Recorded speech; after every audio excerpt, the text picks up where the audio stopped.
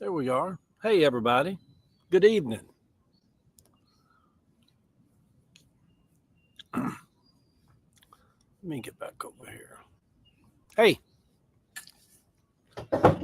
let me get situated out here and get comfortable. As y'all can tell, I'm out, look all clean. Look at, I just got out of the shower. Um, Ava's off at an event this evening.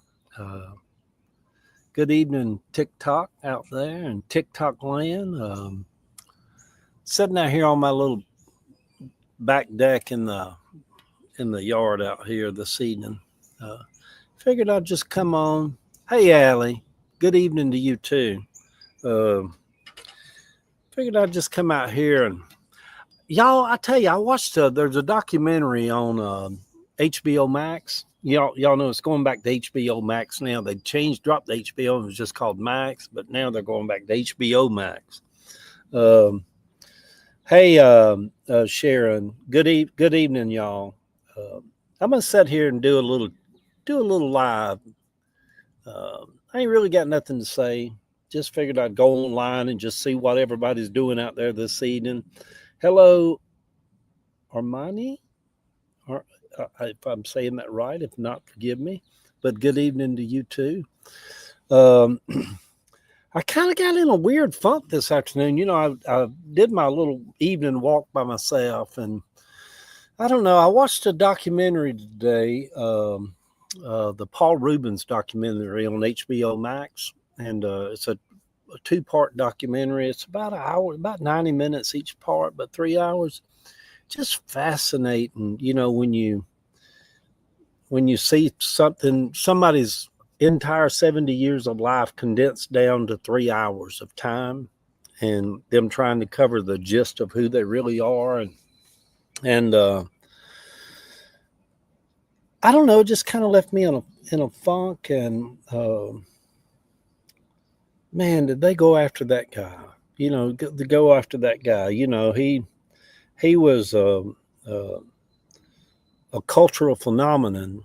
The Pee Wee Herman, and I still Pee Wee's Big Adventure, and him and his bicycle, and they tell a whole thing about how the bicycle came into play, but and then his mom and dad, and they were from Sarasota, Florida. Lived in Sarasota, so he went back to visit them, and as he got arrested for sitting in a a little porn theater. Back then, I don't know if they still have them around now. But it used to be like XXX movies. The XXX movies, just little porn houses. Most times, little small theaters.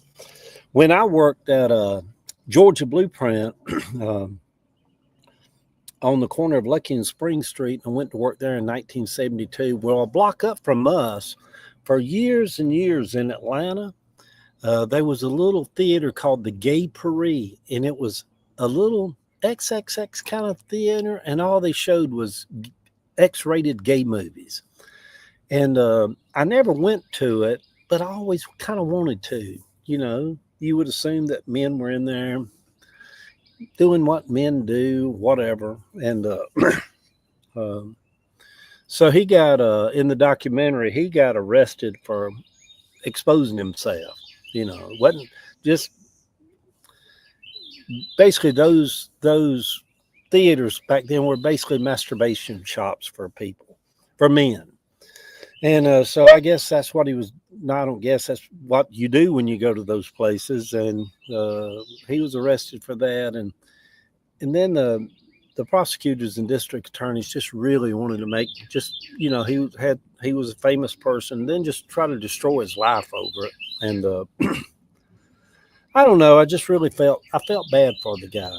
And so, but it's a really, really good evening, TikTok. It's a really, really interesting documentary, Paul Rubens. And it was so weird. He had a lover, had a African American guy that was his lover when he was very young. And then when he kind of started getting, he started out with Phil Hartman from Saturday Night Live, and he had a group of people around him. Anyhow, you have to watch the documentary, but he started out, openly homosexual and had a lover for several years, and then he broke up, and then he went back into the closet. So the whole time he was Pee Wee Herman, he was very private and wasn't out. So I guess people back then could come out and go back, then come back out again. So, but I don't know, something about it just kind of left me in a funk the afternoon after watching that. Just the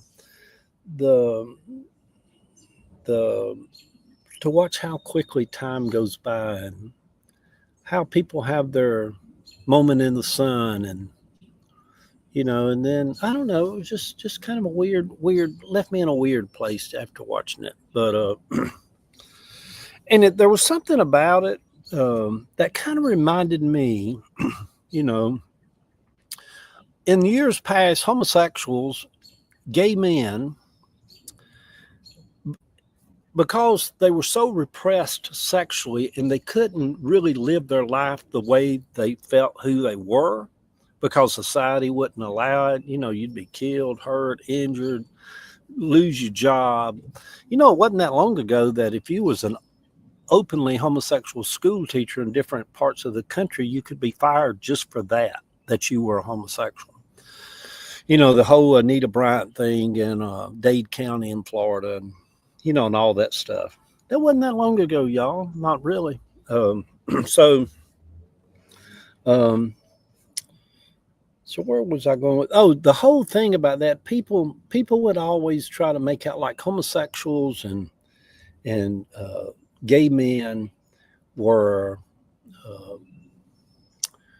they were molesters and watch your children around them and all that kind of stuff, So, and in reality, for people that were molested as a child, me being one, molesters were statistically, it'll tell you about 95% of all that is heterosexual men, uncles married to your aunts, and heterosexual men.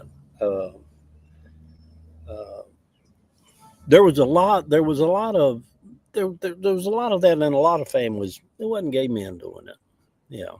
So, but anyhow, but I thought about it in this context about people's like, well, they're perverts and they're this and that and the other, because look at them, they're at truck stops and they're in movie theaters and they're exposing themselves, hanging out in bathrooms around parks. We had the Paul Rubens and the George Michaels and all kind of other people that got caught in those kind of situations that were repressed homosexuals. And but my thing is I look at it also, the repression kind of feeds into that. People that are repressed, that comes out in strange, awkward ways. It boils over, let's say. But and then I thought about it, of all the thank y'all for the follows over there. Happy hump day to you too, Michelle. I thought about this too. I was raised up in Pentecostal religion. You have all these Pentecostal preachers that got caught in seedy hotels or in Sunday school rooms, or having, there was something weird about sex and Pentecostalism. And the thing about that is a lot of that makes me think, man, the sexual repression in religion is up there also. Where that, y'all remember back years ago, you have the Jim Bakkers, Jimmy Swaggart. Jimmy Swaggart was a man that was taking in $100 million a year. The biggest religious movement in America at that time. He came on all the hundreds and hundreds of channels nationwide every Sunday, preaching, running crusades, filling up 90,000, 100,000 seat stadiums around the world. And what was he doing in his downtime? People were videotaping him, then showing videotapes of him going into little seedy, off-the-road motels, meeting streetwalkers, And it is kind of ironic that people act out in different ways like that, and yeah, it's just kind of I think the whole thing, the documentary just left me kind of weird, just kind of a weird. And the other thing too that it made me think about is everybody knows I'm a big anti-Trumper. I hate all this pardon stuff he's doing and letting all these crooks and crooked sheriffs. And now they said today that he's probably going to pardon the the white men that had planned to kidnap and hurt the governor of Michigan, Gretchen Whitmer. And I hate all that. But by the same token, when I see documentaries like Paul Rubin, you got these local DAs and city prosecutors like in LA or whatever. And we all know this, that if any of them goes after you, they're going to drag you down. It don't matter if you're guilty or not. If you've got somebody in a prosecutor's office, they'll make lunch meat out of you before they get through with you, whether you're guilty of anything or not. And I think that's the thing that Donald Trump tapped into also about, there's a lot of shadiness and crookedness and all that. There's a lot of politics involved in all of it. And so anyhow, that's kind of been my day, watching the 2-part Paul Rubin documentary and just kind of feeling bad for the guy. Just kind of feeling bad for the guy. He talked about his spirituality. He said his spirituality was nature. I think more and more as I get older, it's become more and more the bigger part of my spirituality too, is being out in nature, sitting out in my garden, watching sunrises, walking on the beach, looking in the skies in the evenings, being around animals and kitties and doggies. And yeah, it's something very much spiritual. It's a good documentary. Anyway, having said all that, let me take a sip of water. How's everybody doing this evening?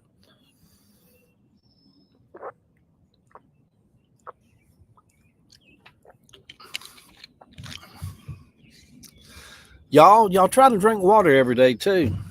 Look at me trying to tell you what you should be doing. I think sitting in my garden has become my sanity these days. Yeah, there's something. I love my garden around my house, and justice for all. Yeah. Good evening, TikTok. Eddie William Sellers coming to y'all from Atlanta, Georgia this evening, sitting out in my little backyard, hearing the birds chirping. Ava's out about this evening. She's at some event somewhere.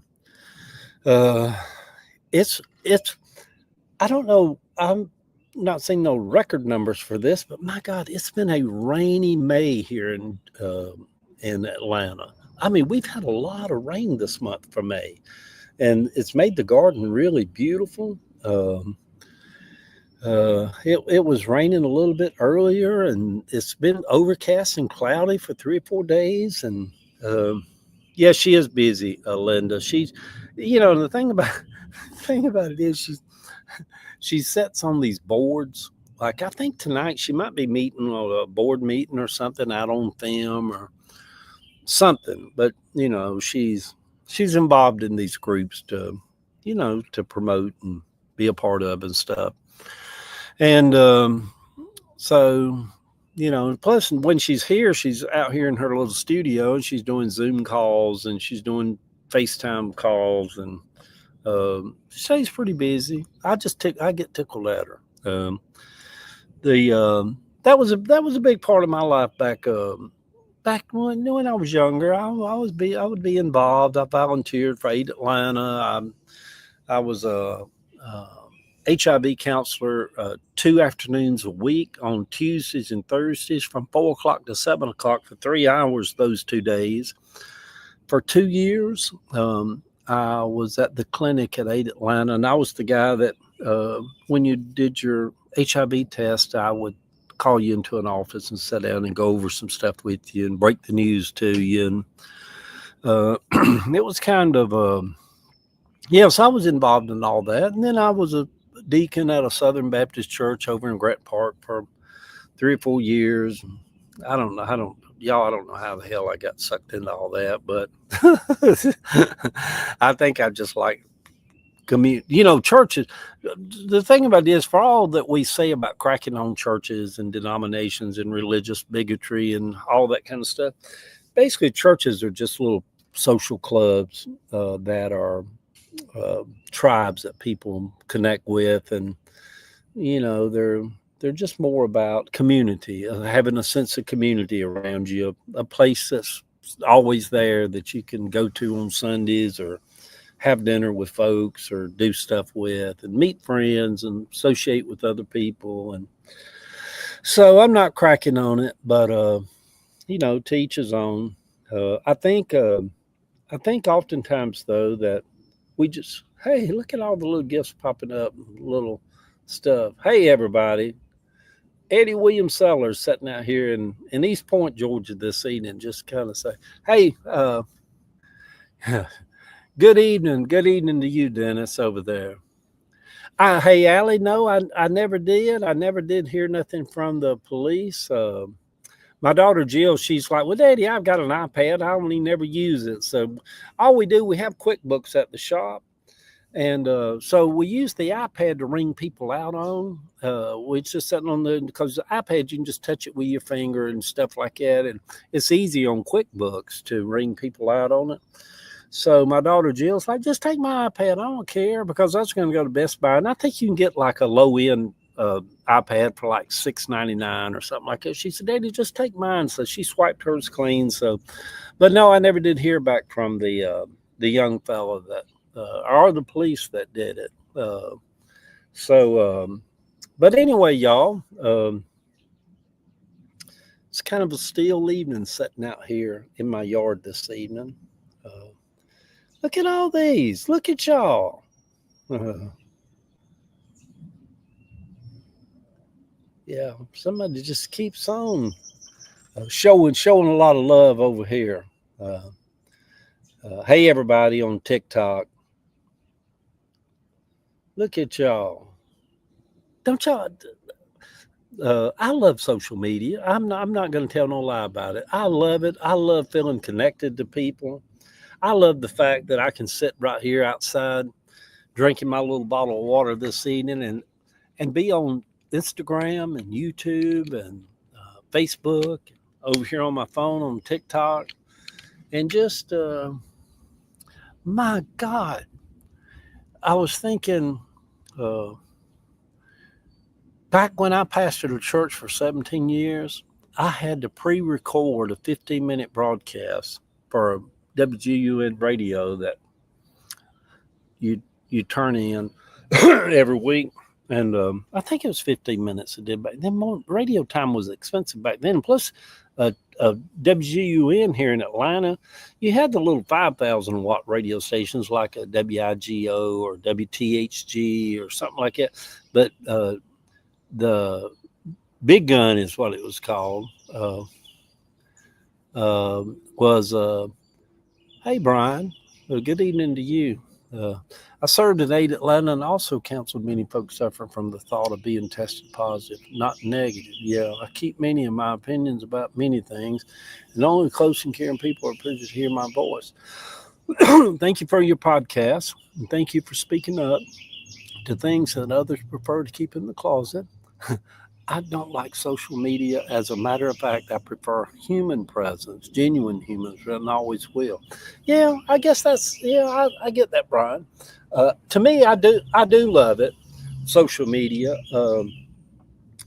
because I've had a lot of really good experiences from social media. I've met some really sweet people from just being out on this right here. I even had somebody text me a couple of days ago, and she's going to be in Atlanta May the 29th through June the 2nd. She's coming to visit some family that lives in Chosewood Park, and she's like, Eddie, if there's any way, I'd like to maybe stop by your shop and meet you and Ava. I'm like, I love that, So I have these experiences.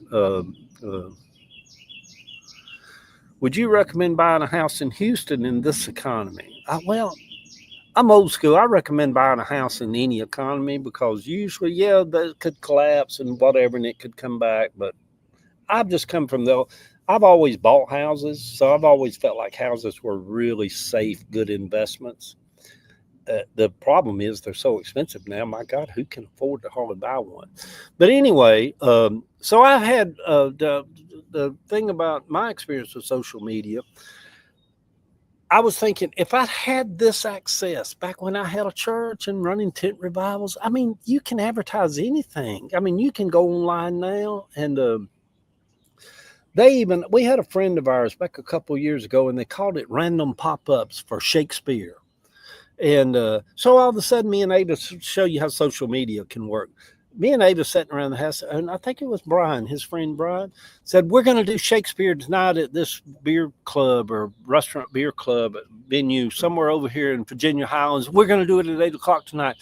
Well, I told Ava, I was like, let's go over there and see them do Shakespeare, like pop-up Shakespeare. We got over there, y'all. There was like 200 people had showed up. Everybody just out there with them acting out Shakespeare on stage. And to have that kind of, back 30 years ago, if you was running revivals and stuff like that, you'd print up flyers, you'd literally put stamps on stuff and mail out a newsletter to people. To be able to walk up on the pulpit nowadays and just take your phone and set it over there and go live around the world. I mean, my God, that's the technology with that is just crazy. And I don't know really that much about the AI stuff that's here and the more of it that's coming. But there are people saying now that the technology that we're doing now is nothing compared to what it's about to be. Where with AI and different levels of stuff that's going to be going on, that there's just going to revolutionize all kind of stuff, so yeah, it's crazy, isn't it? Now they got glasses where you can have your glasses on and see your messages coming through your eyeglass thing, where somebody can be texting you and you can be walking around New York and reading their text as you're walking and still see them through your glass. Just all kind of crazy stuff. I love it, love every bit of it. I love all the building that's going on all over Atlanta. I love every neighborhood that's being just so much is being built on every corner. I know that, I could drive through the city and think, doggone, I wish they wasn't taking away all the good stuff and traffic's going to be so bad and this and that and other. No, I love it. I love all of it. Most of it was kind of ugly, needed to be revitalized.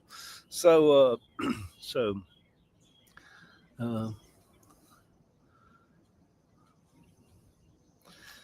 thank you there over on TikTok, Chook, if that's how you say it. Yeah, I think we're all lights. Yeah, I'm a light sometimes. If I'm just being honest tonight, I'll tell you something most people wouldn't tell you. A lot of times we're light. A lot of times we're just an asshole, and so most of the time, I tell you something else too. I found interesting about the Paul Rubin documentary, and I'm not going to set out here but 3 hours, so y'all don't have to stay the whole 3 hours with me. I've been on about 25 minutes. I'm going to stay about 30 minutes or so, and maybe call it an evening.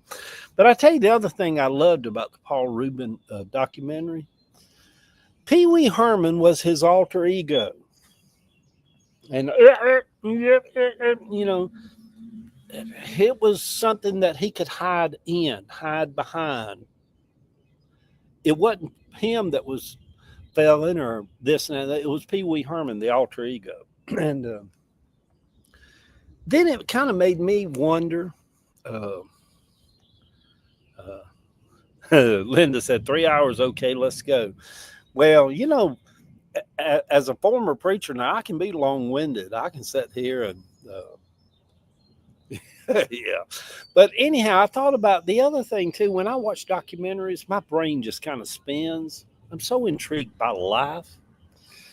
And I'm intrigued by other people's lives. That's one reason you'll have people on TikTok that will have 1 million followers and they go live every day and they're walking around in Paris or in Costa Rica somewhere and they're just kind of showing their just average stuff of shopping at groceries and stuff.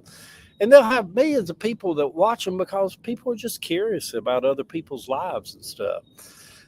But my brain did spin a little bit with the whole concept of having an alter ego. And somebody like Paul Rubens, who became Pee Wee Herman, that was his alter ego, who was outlandish, which was right the opposite from the real Paul Rubens, which was basically kind of shy and private and kept to himself. But on stage, as you know, and then one of my favorite alter egos was Dame Edna, the guy that played Dame Edna for years, which was a heterosexual straight man. But I loved her. And he passed not long ago. But then my brain was spinning about the alter ego thing. And it made me wonder, do we all have our alter ego? Do we all create an alter ego? It certainly seems like I saw a lot of them create an alter ego in ministry and in churches, and even preachers that would talk kind of normal, but yet when they go to preach, their voice would have a whole different voice. They'd speak different. They say, Jesus, said, they didn't talk like that normally. They just talk normal.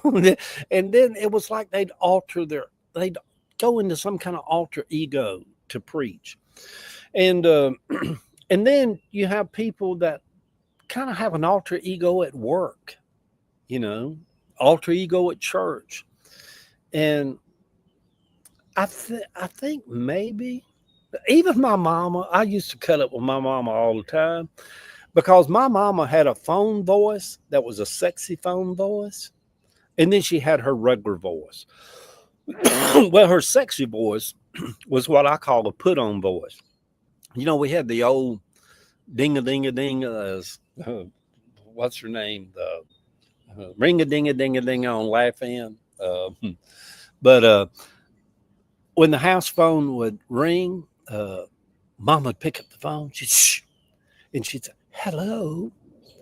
I'm like, Mama had that sexy voice.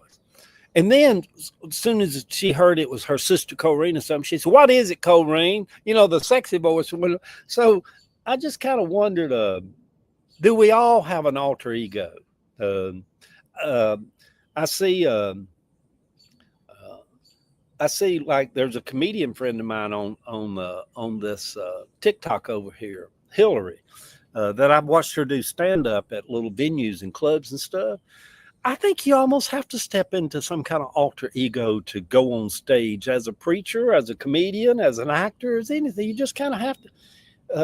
But I think as we get older, I think our alter egos kind of merge in with us or fall away, But it was kind of odd to see how he viewed his alter ego, which was Pee Wee Herman, So anyway, there's that, y'all. That's all the stuff I can milk out of that documentary.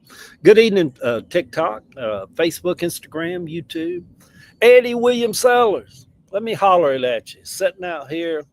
Ava's done run off and took her love to town. Hey, Rhonda over on Facebook. Yeah, so I'm kind of hanging out here with my chickens until about 10 o'clock this evening. And Ava will be home about 10, I think, this evening. So anyway, y'all, let me wind this up. I've got about 30 minutes in here. Yeah, so the other thing, too, I'll finish with this right here. This coming Monday, June the 2nd, I'm going to fast that day. And we fasted one day in May, and I don't know, I was just touched by it in a way that I was just kind of touched by it. And I was touched by the people that seemed to be touched by it. So I think what I want to do, I don't think what I want to do. What I want to do is this coming Monday, June the 2nd, I want to get up that morning and I want to go that day and fast. Just drink water. And for those of you, I invite you to join me to be a part of it. If you feel led to, if you think about it for the rest of the week, if you got something in your life that's really just seems to be kind of not flowing, if you got something in your life that you'd really like to just put an energy toward to kind of push the door open on it, to have resolution over something, to have just have something. I look at fasting as a way to go inward because your body is really kind of hungry that day. It kind of freaks your body out a little bit when your body's this food processor that gets fed on, at certain times every day, all day long. And then it gets up that Monday, and unbeknownst to your body, something's different. It gets nothing to eat all day. And when you go to bed that night, your body's like screaming, like, what the hell's wrong with you? What the hell happened today? I want something. You're like, no. So you can, I do one meal a day most days. Yeah, Darla. Yeah. Yeah. So I'm going to fast that Monday. And those of you that would like to maybe go follow along or do it with me, it can be a very just a non-spiritual fast. It can be a spiritual fast. It can be a holy fast. It can be a fast to just recalibrate your eating healthy. It can be a fast to speak to somebody's cancer that you want the flow to move through. It could be a fast for healing. It could be a fast for finances. It could be a fast just to reconnect spiritually in a way.